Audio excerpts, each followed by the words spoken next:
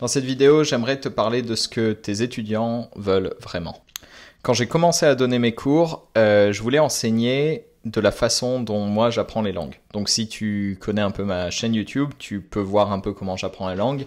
C'est une façon assez minimaliste, je me concentre sur la conversation et sur mémoriser des phrases avec des flashcards. Et c'est une méthode assez simple, agressive, c'est-à-dire qu'il n'y a pas vraiment besoin d'utiliser son cerveau, sauf pour faire de la mémorisation et pour sortir de sa zone de confort pour parler beaucoup. Et vu que cette méthode marchait bien pour moi et que je la trouvais géniale, évidemment, j'ai décidé de l'utiliser pour enseigner le français à mes étudiants. Mon idée, c'était que la plupart des gens, ils veulent pouvoir parler une langue rapidement, ils veulent des résultats. J'ai une méthode qui donne des résultats, c'est une méthode que je connais bien, que je me sens à l'aise avec cette méthode, je sais comment l'enseigner, donc je me suis dit, c'est parfait, je vais faire ça.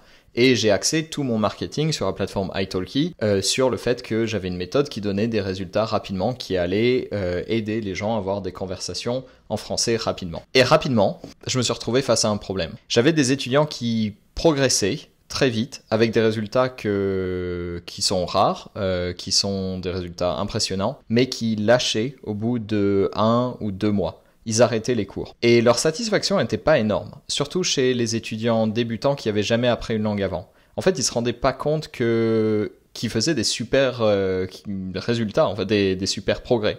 Ils ne se rendaient pas compte que leurs résultats étaient anormaux et que, en fait, c'était une méthode qui marchait bien. En fait, tout ce qu'ils voyaient, c'était la quantité de travail qui passait et que chaque cours avec moi était un moment difficile, un moment où ils prenaient pas de plaisir. Et moi, ça me frustrait énormément. Parce que finalement, c'est les étudiants qui avaient les meilleurs résultats qui abandonnaient le plus vite. Et je trouvais ça paradoxal parce que, en fait, c'est eux qui me demandaient d'avoir une méthode qui donne des résultats. Et au fur et à mesure du temps, je me suis rendu compte d'un truc. Plus je trouvais des étudiants qui me disaient au début « Je veux que tu sois super strict, je veux vraiment progresser, je veux vraiment faire avoir des conversations rapidement, avoir des super résultats, je veux vraiment...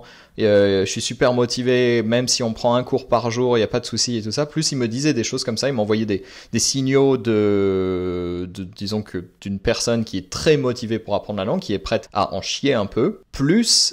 Moins ces étudiants-là restaient avec moi. Plus ils lâchaient rapidement. Ils faisaient un burn-out rapidement. Et moins ils avaient l'air d'aimer les cours. Et aussi, même pour moi, les cours étaient pas nécessairement super sympas. C'était vraiment du travail très dur, avec beaucoup de répétitions. Et surtout, mon travail en tant que prof était de les garder focalisés sur l'objectif et de les aider parce que les objectifs étaient ambitieux. Parfois 1 heure de conversation en 3 mois, des choses comme ça. Des choses que pour moi, je pense pouvoir faire quand j'apprends une nouvelle langue et que je leur proposais de répliquer cette méthode et donc de pouvoir atteindre les mêmes résultats. Mais je voyais bien qu'il fallait continuer de mon côté à être très exigeant avec eux. Et puis au bout d'un moment, je me suis remis en question. Je me suis dit, ok, mes étudiants demandent souvent avoir des résultats, ça semble être quelque chose d'important. Mais la façon dont moi je mesure les résultats quand j'apprends une langue, c'est en me confrontant à des situations réelles. J'ai beaucoup d'expérience, j'ai parlé beaucoup de langues, j'ai appris beaucoup de langues, donc je sais à quoi ressemble une situation réelle. Je sais comment, de ce dont j'ai besoin quand j'apprends une langue et quand je veux la parler avec des gens. Je me suis rendu compte que la plupart de mes étudiants n'avaient pas de situation réelle. Ils n'avaient jamais parlé une langue étrangère. Ils ne savaient pas vraiment qu'est-ce que ça fait et à quoi ils devaient se préparer. En fait, pour la plupart des étudiants, leur progrès impressionnant pour eux était ailleurs. Ils étaient de se prouver quelque chose à eux-mêmes et de se prouver qu'ils pouvaient apprendre une langue et montrer un peu dans certaines situations qui pouvaient l'utiliser. Au final, quand j'ai vraiment regardé, il n'y a que très peu de mes étudiants, même chez les expats, qui utilisaient réellement le français. La plupart de mes étudiants avaient quelques conversations par an avec d'autres personnes. Et ça, c'était pas mon boulot de leur faire plus de conversations avec des personnes qu'ils connaissent pas.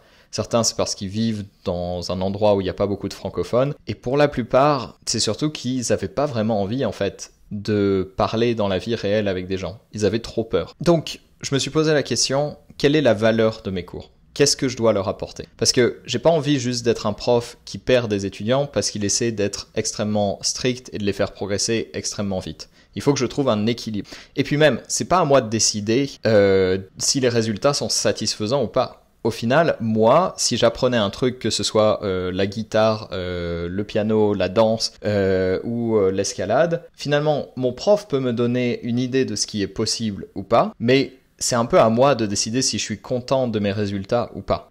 Parce que dans la situation dans laquelle moi je suis content de mes résultats, mais que mon prof n'est pas content de mes résultats, bah on s'en fout de mon prof, d'une certaine façon. Tant qu'on n'est pas dans la préparation d'examen ou dans des choses qui vont être importantes pour notre survie existentielle.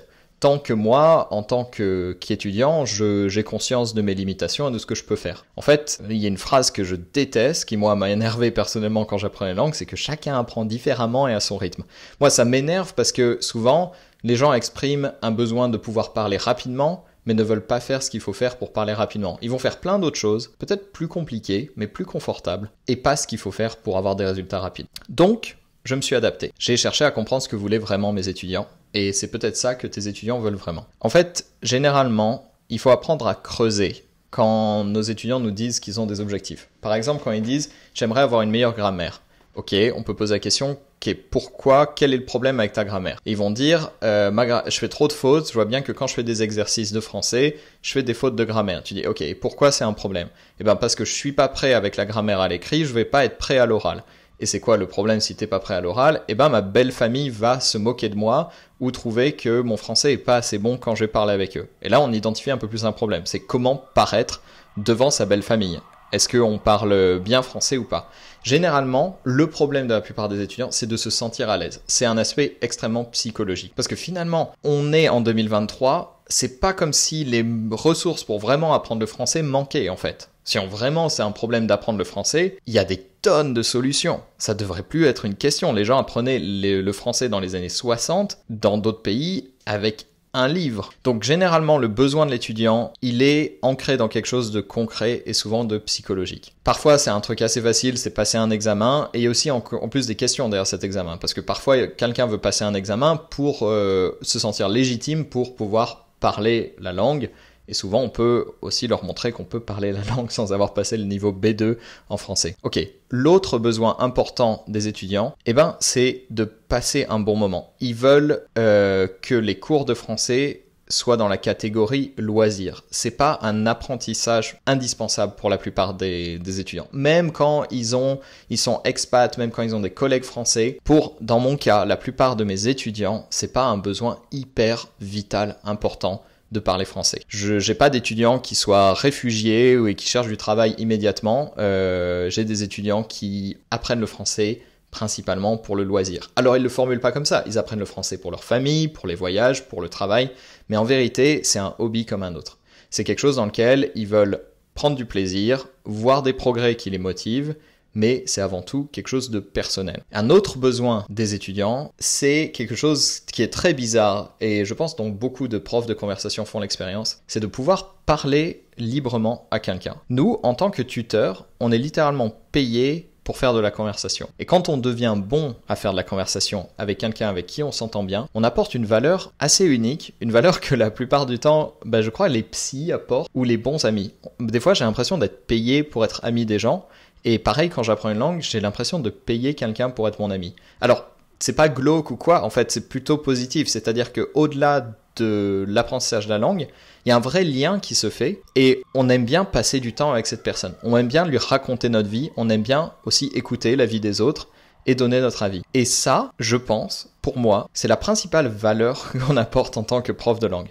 J'ai plein d'étudiants avec qui j'ai eu des cours dans lesquels on n'a presque pas parlé français. Parce qu'ils avaient des trucs intéressants à me raconter, ils voulaient juste me parler. Et à la fin du cours, j'étais super mal à l'aise, je leur ai dit « Ok, c'était super, on a bien parlé, mais on a parlé anglais. Moi, je suis prof de français, donc j'imagine je peux pas te facturer ce cours, on pourra le programmer. » Et au contraire, ils étaient hyper contents de me dire non, c'est très bien, non, c'est ma faute, c'est moi qui ai parlé anglais, la prochaine fois on parlera un peu plus français. Et je voyais bien qu'avec beaucoup d'étudiants, si je voulais les garder sur le long terme, évidemment parler seulement anglais, ça veut dire que je change mon travail, je suis juste un ami payé, mais d'avoir un équilibre où on crée du lien, on parle de nos vies, et aussi on le fait en français et en anglais d'une façon pas trop difficile, ça avait une valeur énorme. Et c'est ça, pour moi, la chose qui prédit le plus si un étudiant va rester longtemps avec moi. C'est à quel point on se connaît personnellement et on a envie de se parler. C'est très bizarre, c'est très abstrait, mais pour moi, c'est ça le besoin le plus important de la plupart des étudiants qui viennent chercher des cours en ligne. C'est le besoin d'une relation unique et personnelle avec le prof qui va créer cette confiance dans laquelle ils vont se sentir à l'aise pour parler cette langue et dans laquelle, accidentellement, ils vont progresser. Voilà, j'espère que cette vidéo t'a plu. Si ces idées résonnent un peu avec toi, j'ai dans la description le lien vers une formation de 3 jours pour enseigner une langue en ligne. C'est gratuit, tu peux la rejoindre, tu recevras 3 vidéos qui vont t'aider à trouver ton audience, créer tes cours et te lancer en tant que prof. Salut!